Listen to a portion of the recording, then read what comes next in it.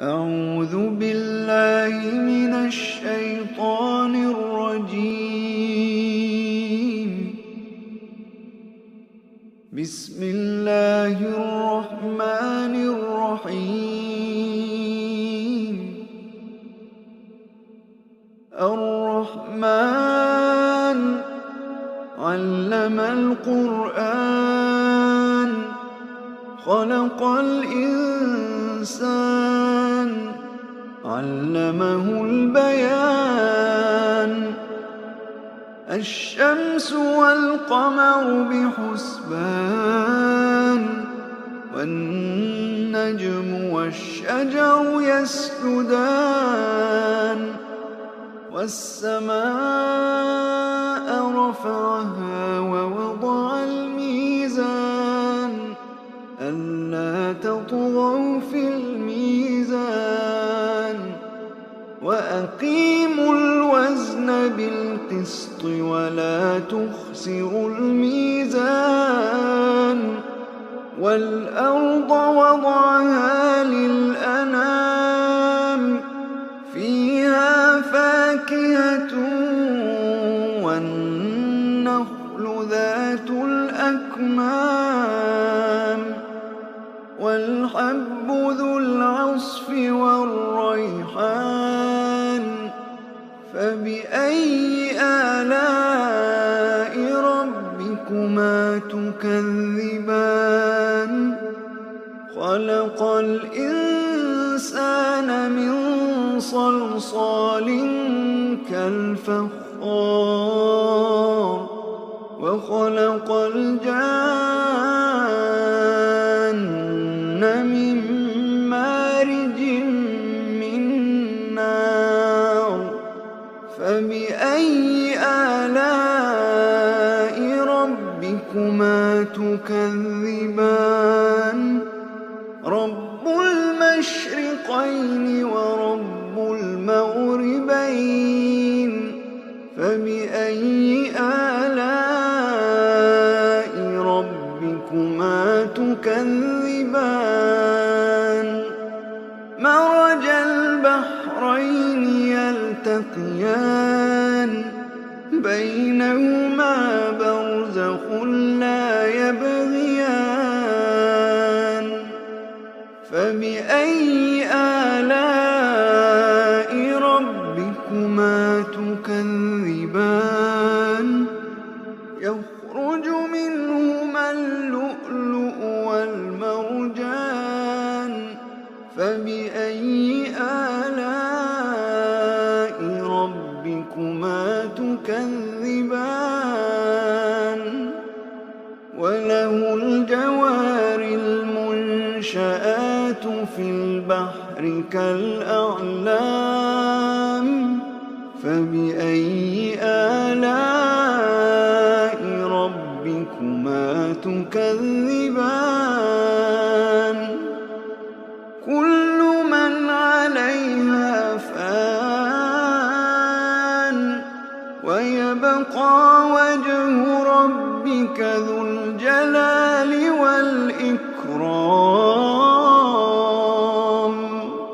فبأي آلاء ربكما تكذبان؟ يسأله من في السماوات والأرض كل يوم هو في شأن. فبأي آلاء ربكما تكذبان؟ سنفرغ لكم أيها الثقلان. فبأي آلاء ربكما تكذبان؟ يا معشر الجن والإنس إن استطعتم أن تنفذوا من أقطار السماوات والأرض فانفذوا لا تنفذون إلا بسلطان. فبأي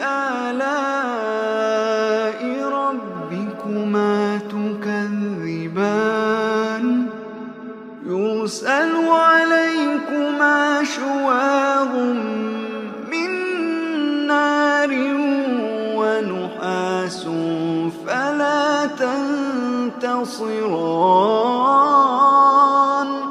فبأي آلاء ربكما تكذبان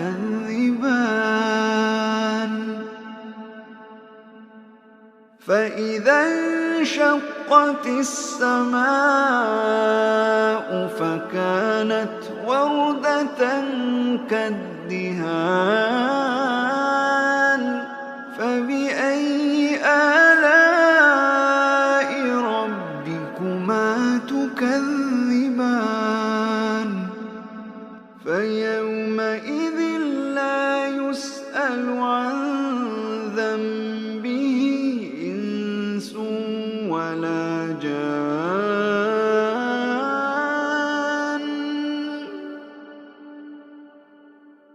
فبأي آلاء ربكما تكذبان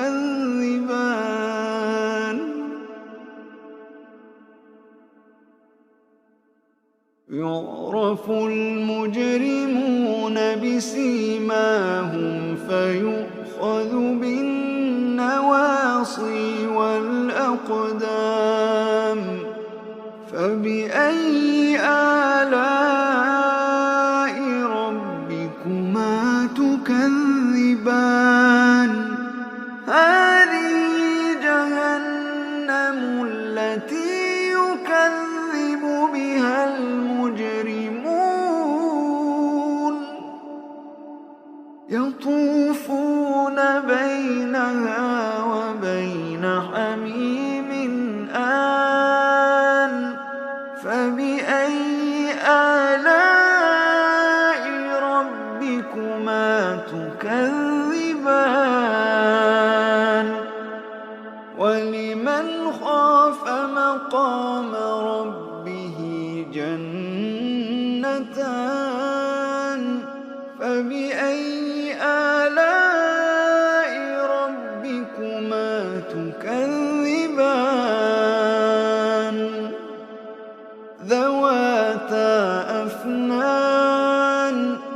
ذواتا أفنان فبأي آلاء ربكما تكذبان فيهما عينان تجريان فبأي آلاء ربكما تكذبان فيهما من كل فاكهة زوجان فبأي آلاء ربكما تكذبان متكئين على فرش بطائنها من استبرق وجنى الجنتين دان فبأي آلاء ربكما تكذبان فيهن قاصرات الطرف لم يطمثهن إنس قبلهم ولا جان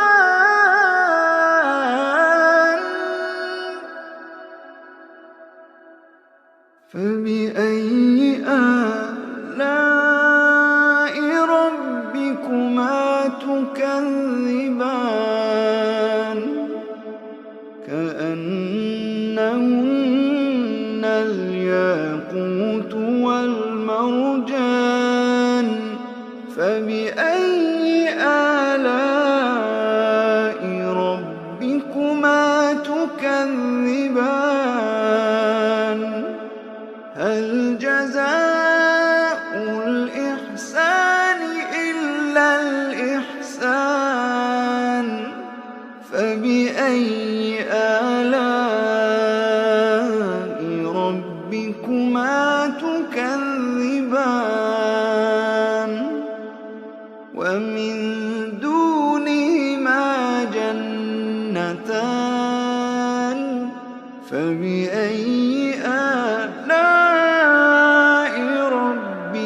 ربكما تكذبان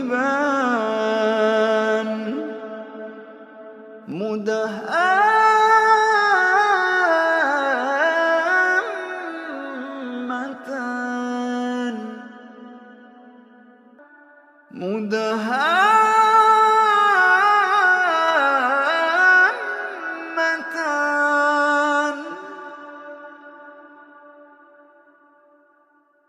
فبأي آلاء ربكما تكذبان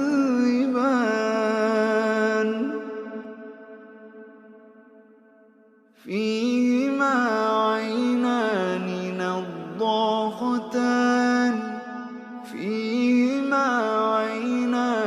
نضاختان فبأي آلاء ربكما تكذبان فيهما فاكهة ونخل ورمان فبأي آلاء ربكما تكذبان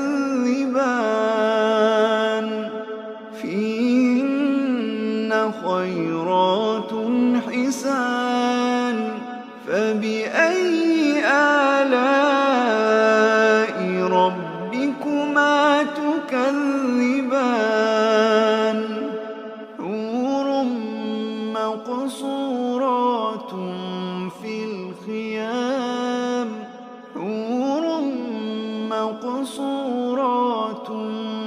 الخيام فبأي آلاء ربكما تكذبان لم يطمثهن إنس قبلهم ولا جان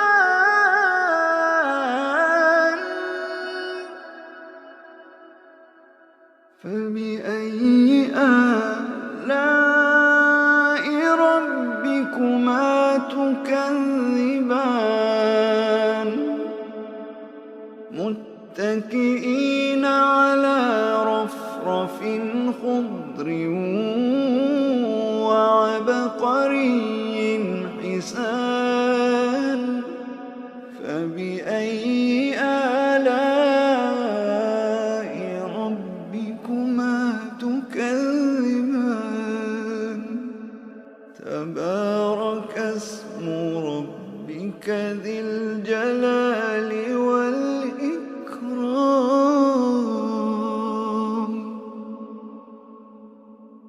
रसूल करीम सल्लल्लाहु अलैहि वसल्लम ने फरमाया, तुम सब में बेहतर वो है जो कुरान मजीद पढ़े और पढ़ाए।